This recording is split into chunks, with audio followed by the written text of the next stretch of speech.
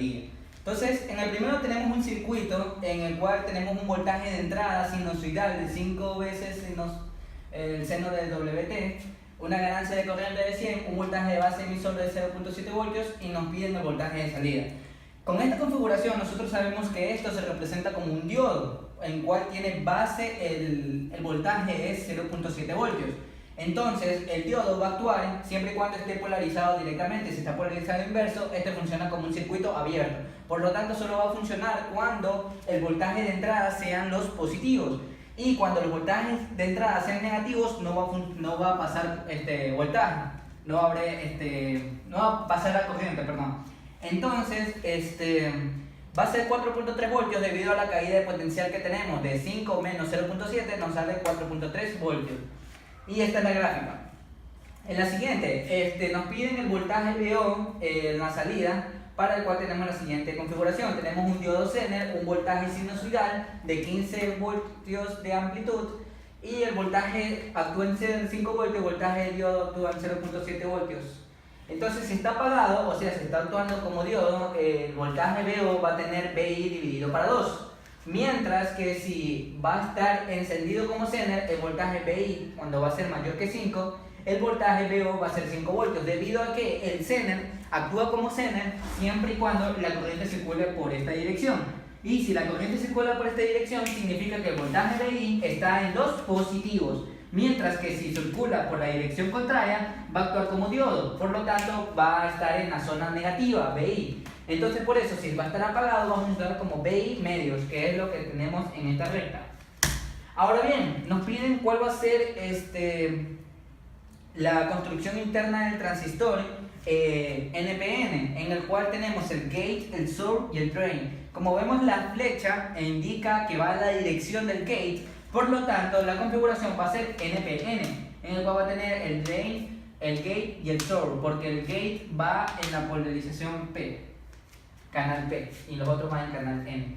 En la siguiente nos piden cuál va a ser el voltaje CC, cuál va a ser la ganancia de corriente en este circuito, para lo cual tenemos la siguiente gráfica. Entonces, en la gráfica podemos apreciar que tenemos corriente de base, corriente de colectores.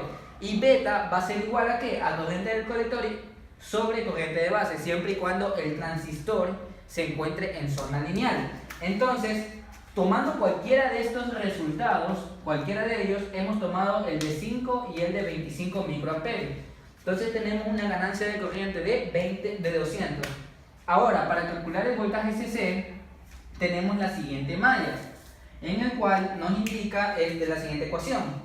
Ahora bien, tenemos que, si la corriente del colector es igual a 0, o sea que el transistor está en corto, el voltaje colector emisor va a ser 18 voltios, debido a que va a ser el voltaje que tenemos aquí, o sea el voltaje total.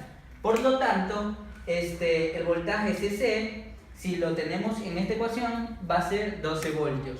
Entonces sería el literal D que correspondía a la respuesta de este ejercicio. A continuación vamos con los ejercicios. Entonces vamos a resolver el segundo tema del examen de principios de electrónica. Entonces tenemos una configuración de resistencias, un par de diodos Zener, un diodo ideal y una fuente de voltaje alterna.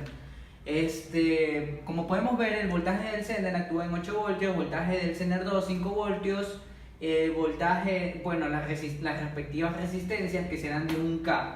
Entonces, el voltaje VI va a variar entre 20 y menos 20 voltios. Si el voltaje VI tiende a 20 voltios, vamos a asumir que el Zener 1, el Z1 que tenemos aquí, va a actuar como Zener, este actúa como diodo y este actúa como diodo. Entonces tenemos la siguiente configuración, ¿ok?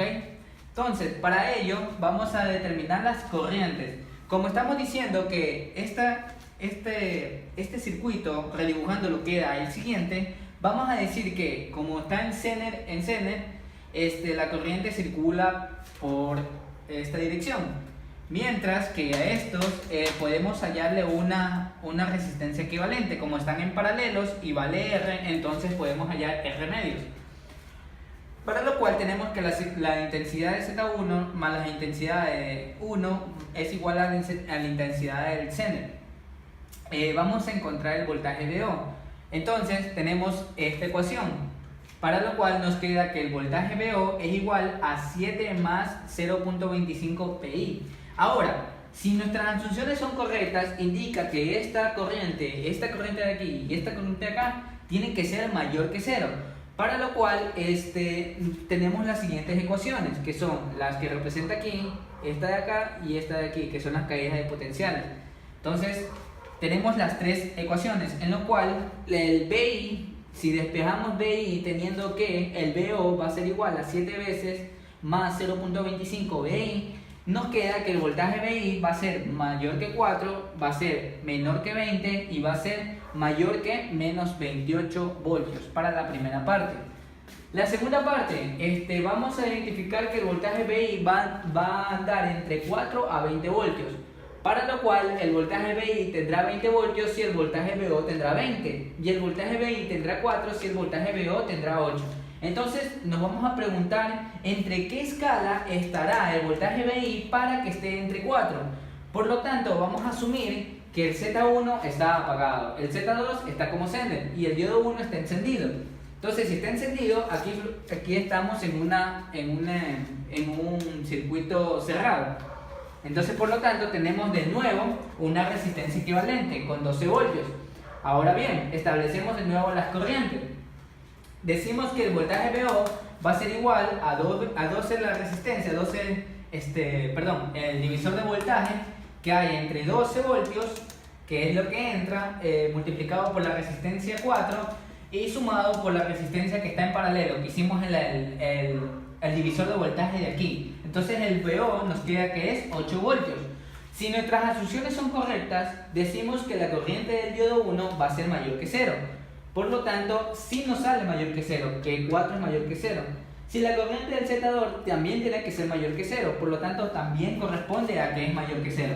Y el voltaje del Z2, o sea el voltaje de aquí, nos indica que tiene que ser mayor que 0. Por lo tanto, el BI va a estar mayor que menos 4 y el VO va a estar en 8 voltios. Ahora, si el BI es menor que menos 4, se asume lo siguiente, que el Z1 va a estar como diodo, Z2 va a estar como sender y el diodo 1 va a estar como encendido. Entonces tenemos la siguiente configuración, para lo cual vamos a sumar las corrientes. Las corrientes que entran van a ser igual a las corrientes que salen por la sumatoria de Kirchhoff de corriente. Entonces tenemos esta ecuación, por lo cual indica que el voltaje VO va a ser igual a 9 más 0.25 BI. Entonces, si nuestras asunciones son correctas, de nuevo, la corriente del diodo 1 tiene que ser mayor que 0. Entonces, resolviendo la ecuación, BI nos queda menor que 12. La corriente del Z1 tiene que ser mayor que 0. Por lo tanto, el BI es menos 4 voltios. Y la corriente de Z2 tiene que ser mayor que 0. Por lo tanto, nos queda que BI tiene que ser menos 36 voltios. Finalmente, vamos a calcular su gráfica. Y tenemos tres condiciones. Cuando el voltaje está entre 4 y 20 voltios, entonces tenemos la siguiente gráfica. Como concluimos al principio, BI es igual a 20 voltios, entonces el VO va a ser 12 voltios. BI cuando esté en 4 voltios, entonces el VO va a ser 8 voltios. Entonces tenemos entre 4 y 20 que tenemos aquí, en esta escala. Tenemos la primera conclusión, que es la de acá. Ahora, en nuestra segunda conclusión tenemos que entre menos 4 y 4 va a tener un voltaje constante de 8 voltios, que va a estar la segunda conclusión, aquí. Y nuestra tercera conclusión es que en menos 20 a menos 4 voltios va a tener esta recta, en lo cual al inicio, si le pongo BI en menos 4, va a tener VO de 8 voltios. Y si BI va a estar en menos 20 voltios, VO va a estar en 4 voltios, que es la conclusión tercera. Por lo cual concluimos que nuestro ejercicio va a tener la siguiente gráfica de BI con respecto a VO en esta gráfica.